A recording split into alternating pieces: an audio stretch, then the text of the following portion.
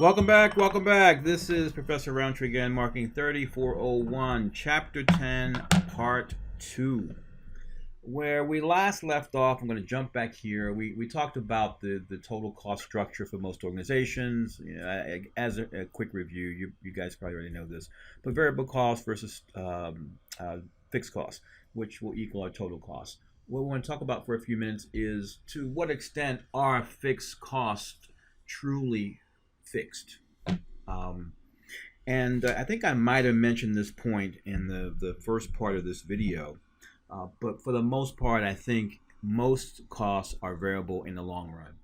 And what makes them variable in the long run is if you take a look at these curves here, you'll see that these are what we would call the short run average costs across, and this particular, the left hand side here talks about it for a quantity produced per day of 1,000.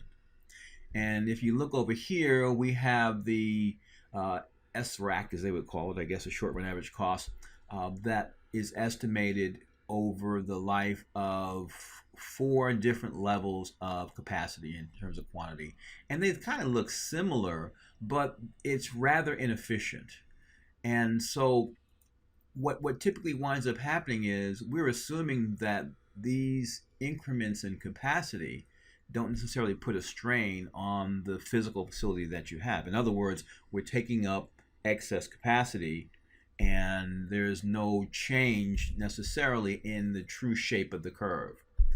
But if you look at it over the long run, the long range average cost, we see that it takes a little bit of a flatter approach right here. And really what the takeaway I want you to take away from this is that in the long run, what's going to happen is these fixed costs are going to become more variable because you're going to get to the point where you max out the amount that you could produce in a given physical facility in terms of size.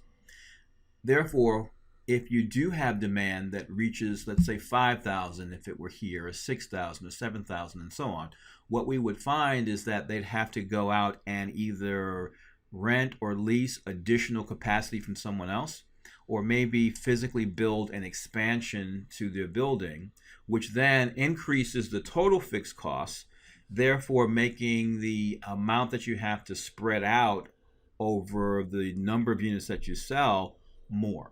And so what I'm suggesting is that in the short run, fixed costs are truly fixed, but they're only fixed within a certain range of production.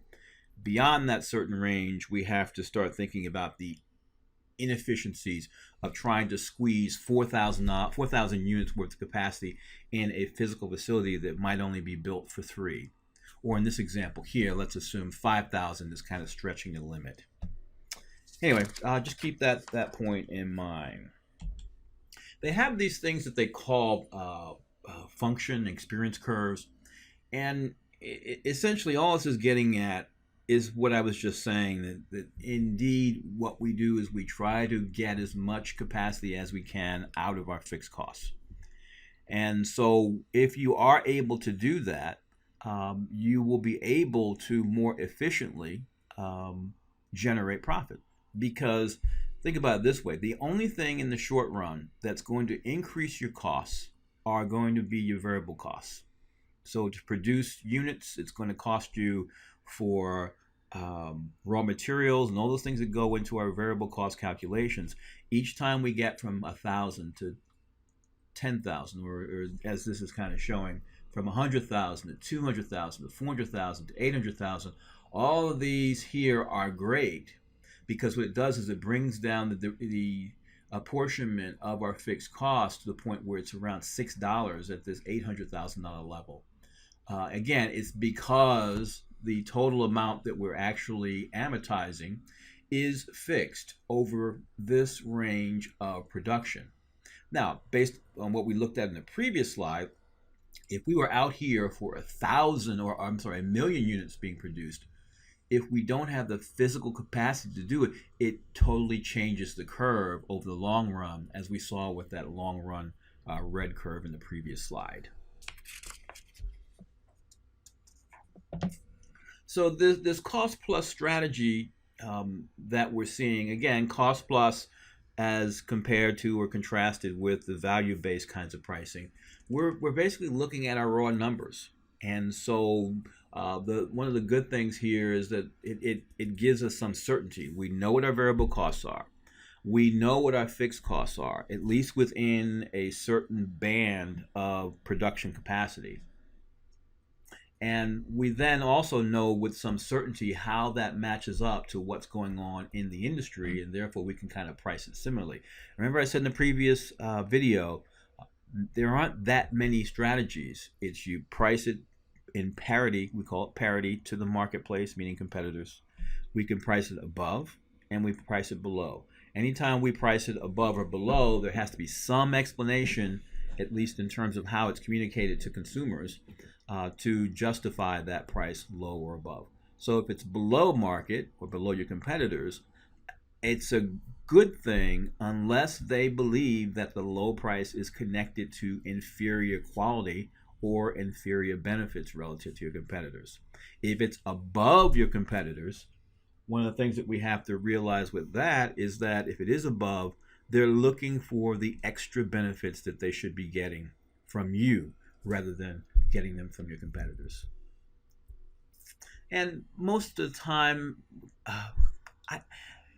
here we're saying buyers feel it's fair. They feel it's fair if they're really knowledgeable about the marketplace. The only thing that they really look at is they look at it relative to your competitors. So if one of your competitors has a better brand than you, they can command a higher price.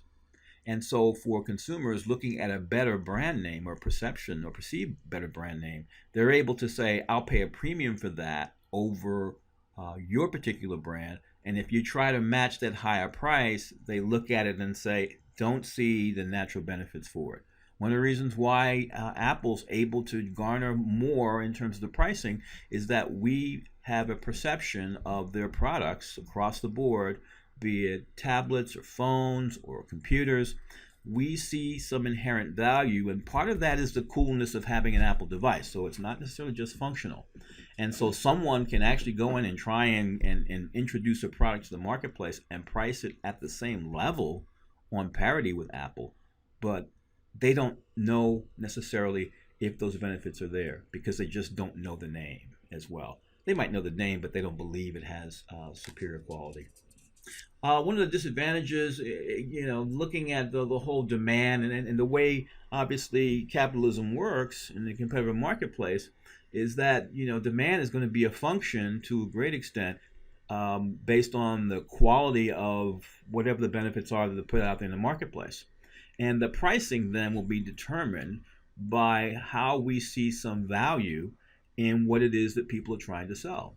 So obviously, if there's good value out there, people will have a higher demand for a product or a product category.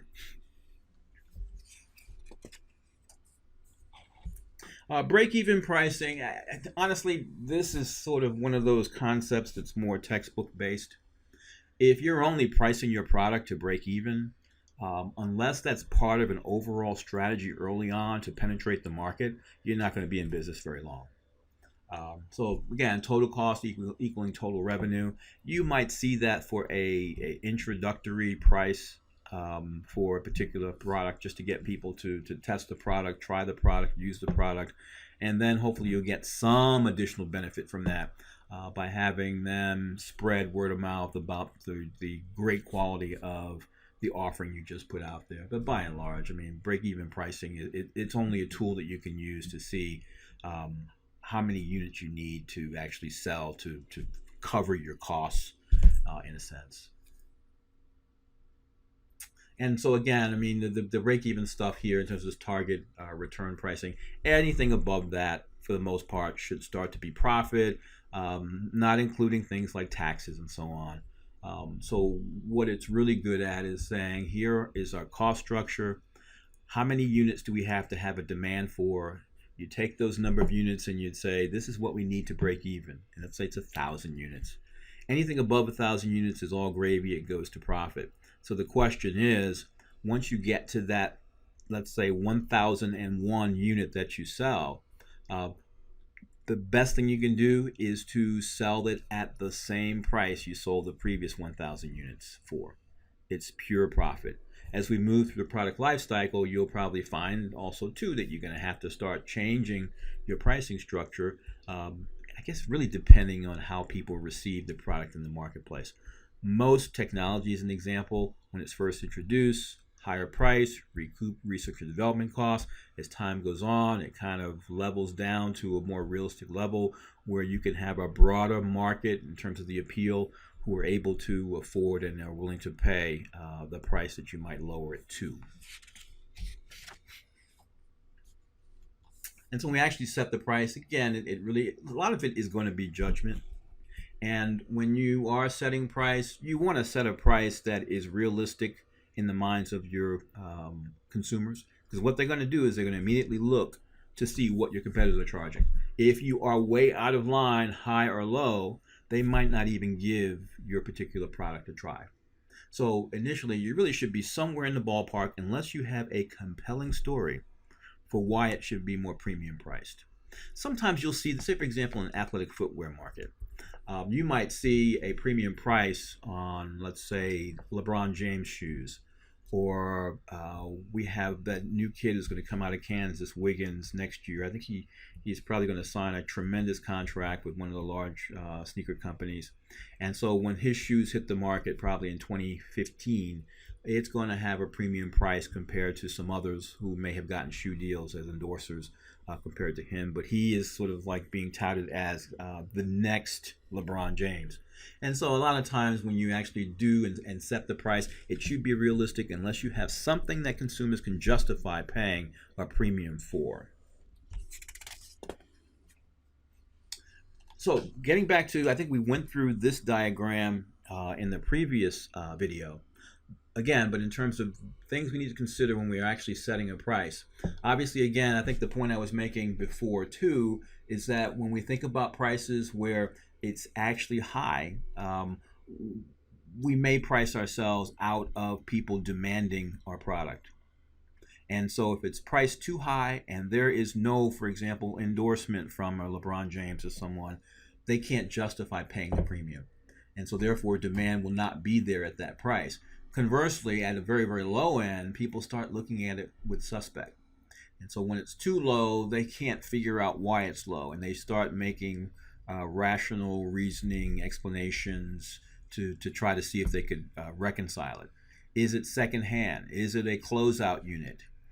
Are they defective? Is this item returned? All these questions consumers have.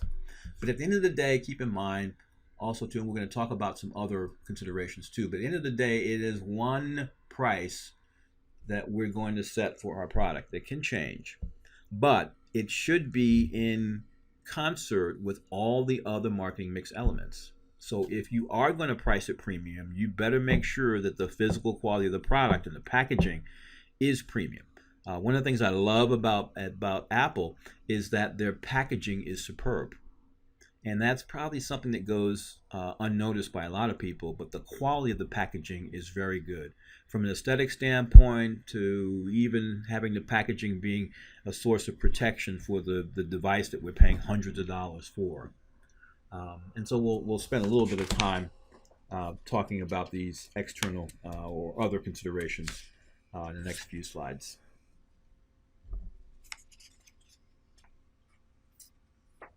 Now, anytime you have a new product, any marketer has an idea in terms of where they want their product price to be. Obviously, I think we said previously, you want to make it something that's going to at least, cover your costs and have a fair rate of return. And sometimes that fair rate of return might be very consistent with what you believe you need to report to your shareholders. And so sometimes it might make sense for a marketer to say, okay, anything less than that has to be justified. Anything more than that you could probably justify because you believe there is demand for it for those early adopters, the people who really love the product as soon as it hits the market.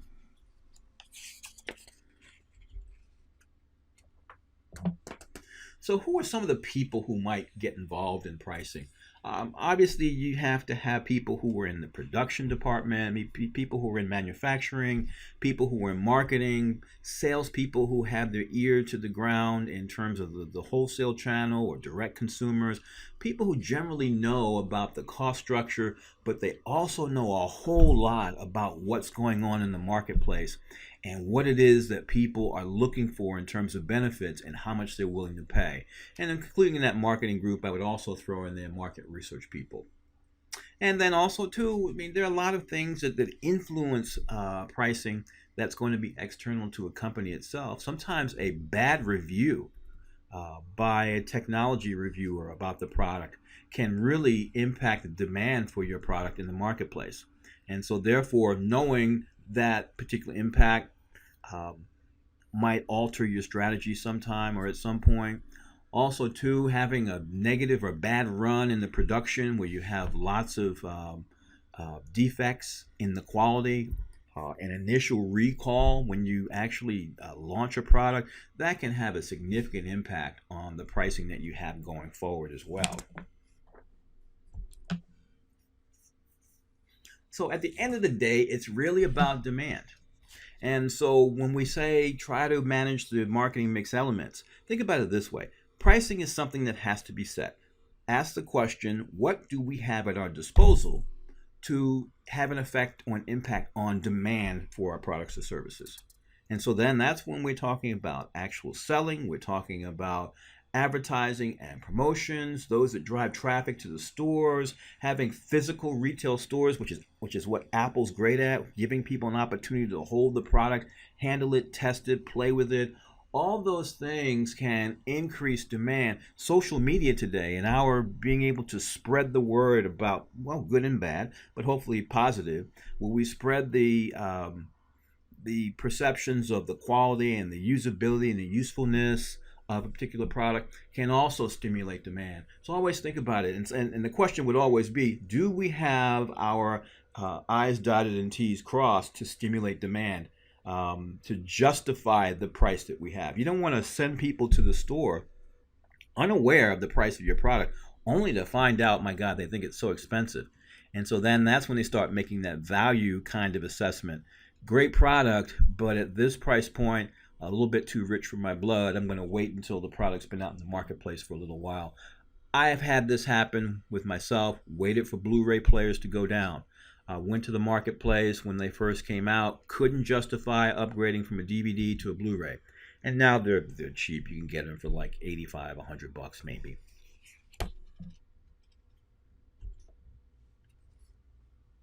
A couple minutes to talk a little bit about the different types of competitive marketplaces that we see. A lot of stuff is going to be a review that you probably have had introduced to you in your basic macroeconomics course. I mean, pure competition, I think, is always what we tend to strive for. Where basically everybody has an opportunity to put a product out in the marketplace and compete. But the reality is, if we decide to go out there with a new product, we don't have anything close to the cost structure that someone who currently manufactures a similar product has. Try to put a product out there that competes with anything that Procter & Gamble makes. So that's why it's so difficult to come out with a Me Too product. So does the marketplace need another disposable baby diaper? There's Pampers, and then there's some Huggies and some other brands out there. Coming out with another brand, unless you have a competitive advantage in terms of cost, where you can then pass that on to the consumer, and maybe it's a more value-oriented kind of play. Maybe there's something in the product where it handles the little things that the kids do in a way that is beneficial to moms and dads who actually change diapers. Maybe it's a diaper that, if you can come up with a diaper that is more environmentally friendly, that would be a positioning that I think a lot of people would be willing to pay a premium price for. Again, it would be a segment of the marketplace. I know that's a problem people have with disposable diapers. They're not truly disposable. They'll be around for hundreds of years because there's a lot of plastic in the making of a baby diaper like that. Monopolistic competition, you see that a lot in common products like software, CDs, music, books, Generally, in a monopolistic kind of competitive environment, there aren't that many barriers to entry. I mean, especially these days with technology, when we're talking about music, we're talking about written material. I mean, anybody can publish their own Kindle book relatively cheaply. Actually, it's just the time and energy it takes you to actually write it, and you could do the self-publishing kind of thing. The oligopolistic competition, I mean, there we're talking about fewer sellers. You know, your cable companies, satellite companies, move to any area in the country if you want to get a satellite dish, DirecTV, or Dish Network. There aren't many choices. And so there we just have fewer people competing in the marketplace. Same thing for cable, same thing for cell phone services. There is a finite number of them that have competitive offerings in the marketplace. And the pure monopoly kinds of plays are usually the ones that are regulated. So when you move to a new town, you come to an area that's mid-Atlantic, it's going to be Potomac Electric and Power Company. You go down south, you're going to probably find Duke Energy. You go up north, it's going to be Consolidated Edison or Commonwealth Edison in Pennsylvania. So all those are controlled. And so when we go there, there's really not a choice. Same thing for the Postal Service. And if you want to ship a package, you have many choices. If you want to mail a letter, pretty much it's going to be the United States Postal Service. Another concept, real quickly, that I want to talk about, you should have probably gone over pretty extensively in your basic macroeconomics course, is this whole notion of supply and demand and the demand curve. Normally, with demand as price, they're inversely related. So as price goes up, the demand goes down. Now, that's only true for products that are not perceived to be premium. Or not perceived to be more luxurious. So if you look at all the prices that we see for designer brands, you buy one of these Hermes brands. I think it's Hermes.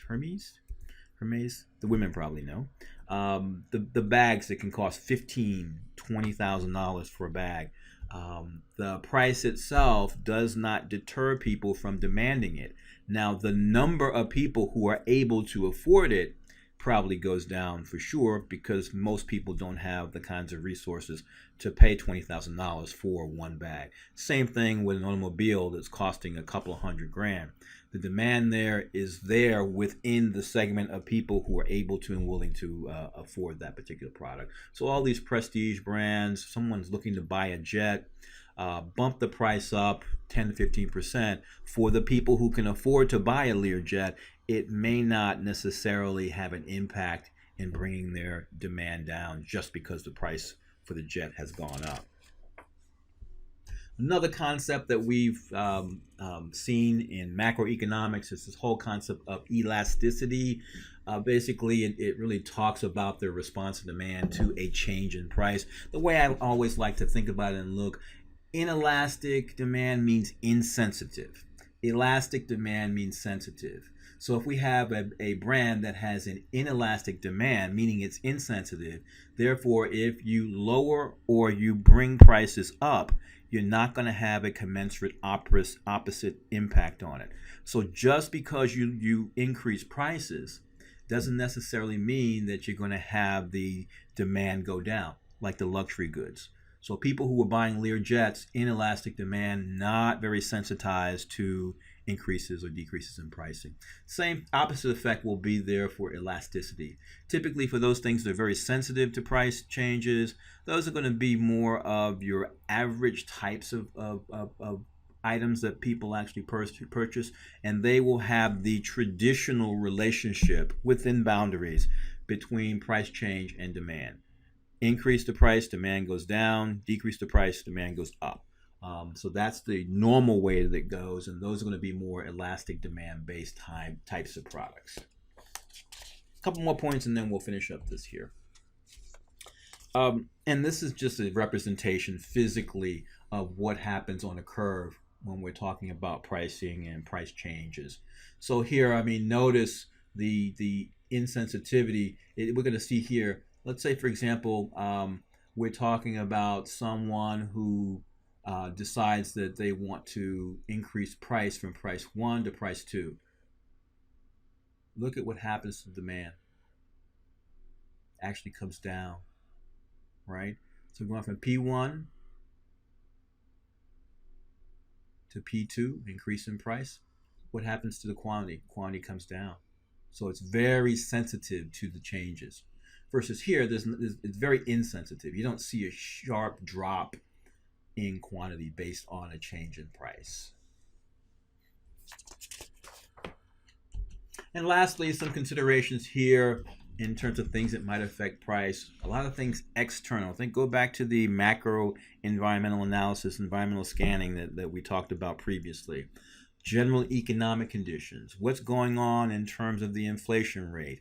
Interest rates, if we're thinking about actually borrowing money from a bank to build a new facility or to pay for the inventory of our raw materials. Think about the government regulations that you might have with regard to making and manufacturing automobiles, getting to the new standards that we need to have in terms of gas mileage is going to increase your costs in the short run. But in the long run, all those research and development costs that went to creating technology that allows you to get better gas mileage for your automobiles, that will be spread out over the long haul, which will make the actual cost for those particular items in the future a little bit less. But in the short run, there will be a lot of increases in costs. Also, too, social concerns. I mean, we see some controversy when it comes to pharmaceuticals. Pharmaceutical companies, and when they have these experimental drugs or these drugs that have been approved by the FDA that help people who are struggling with HIV or some other ailment, and having them priced such that they can't afford it individually, and or the insurance companies just refuse to pay for them because they're so expensive. So I mean, there's always going to be a social concern in certain categories, but you definitely see that issue when it comes to healthcare as well as prescription-based drugs. Also, too, response in terms of the price to resellers. For example, there's Walmart obviously is a name that we all know and associate with value-oriented types of pricing. And so what they tend to do is to not carry the full breadth of a premium brand. So for example, Rubbermaid, very popular product category. They make bins and pails and things for the kitchen and the laundry, but it's a premium brand in that marketplace. Rubbermaid, the brand. Going to Walmart, you will not see much in terms of Rubbermaid there, because Rubbermaid does not want to deep discount their entire brand because it takes away from the premiumness of their brand generally. And so it would be more difficult then to sell Rubbermaid at a regular price if you go into a Bed Bath & Beyond. Anyway, so that wraps up Chapter 10, Part 2. And so I will see you next time around in Chapter 11. We will be talking about some additional pricing strategies. That was easy.